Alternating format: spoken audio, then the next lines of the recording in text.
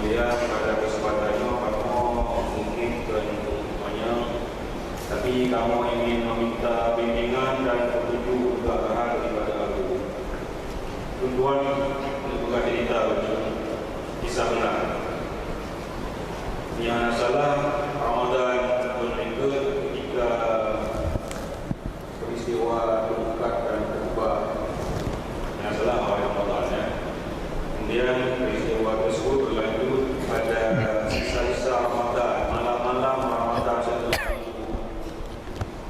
marah kata malam Ramadan, penceramah menyampaikan bahawa intinya yang tuan ingat yang bertanya baik siapa kitab takut atau kafir.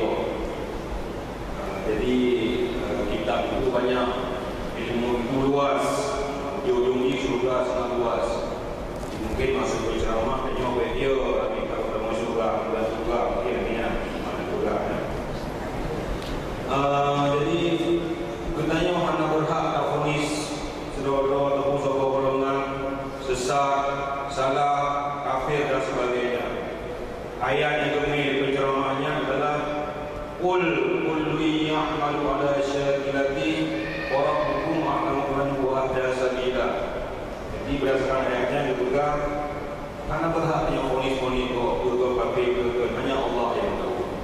Jadi kamu mau tunjuk daripada aku, kemudian selalu bertanya kita, seandainya burung-burung modelnya dalam ilmu, apakah kita nyosah tempoh atau mana?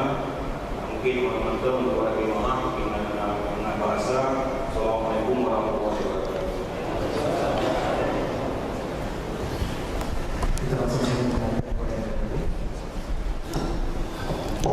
Terima kasih. Pakat main ayat ngadi, pakat main kita. Baik ditangka oleh orang lain, kamu daya hanjir ayat dengan hadis.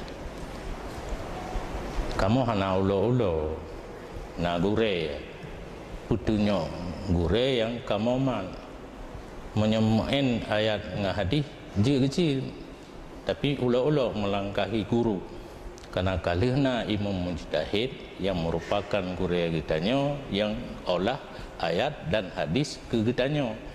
Lagi yang sering lun sampaikan ibarat orang masak nasi, sayur, mayur, ikan digulai, dipanggang, diceruh dan sebagainya. Kita tinggal manteng. Di dayah walaupun demikian tinggal manteng, karena di saat kita belajar kitab yang lebih besar, di situ dituliskan dalilnya masing-masing. Kalau mau lihat Safinatun Najah, Matan Takrib, itu ada dalilnya.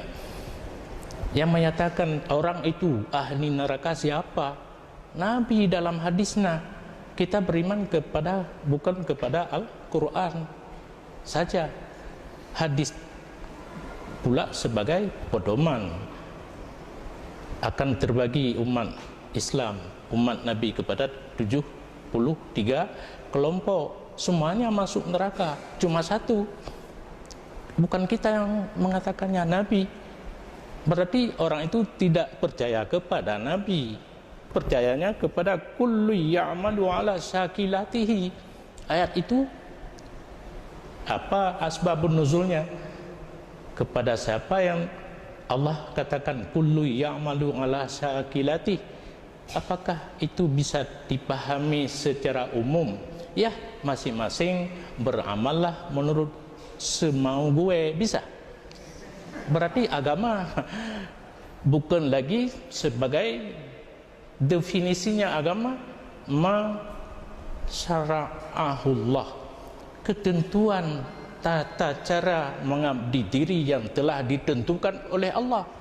Sedangkan kullu ya'malu ala syakilatihi itu semau gue, bukan semau Allah, bertentangan selah 180 derajat. Ya, jauh orang daya. Ayat ngupom cin. Itu semau gue katanya. Agama. Hana agama li. Sedangkan agama masyara'ahullah, ketentuan hukum undang-undang Allah disampaikan kepada Nabi. Nabi menyampaikan kepada kita umat. Be anggar je terjemah ayat dua krek kayo yo do. hadhi jak bet naga kamu bet mu peluk tun tinggal daya mu puli kitab kemudian teruslah kamu kepada kitab yana ayat dan hadis menyalhetun ya bah rompok lom letun bajuri kan hana rompok lom ayat dan hadis betrade pudip di daya insyaallah na ayat dan hadis hana pu yo dro dengan ayat dan hadis yang najid makna menggantung ayub mi hana gantung ka hana dia aju demikian pura yang inti pun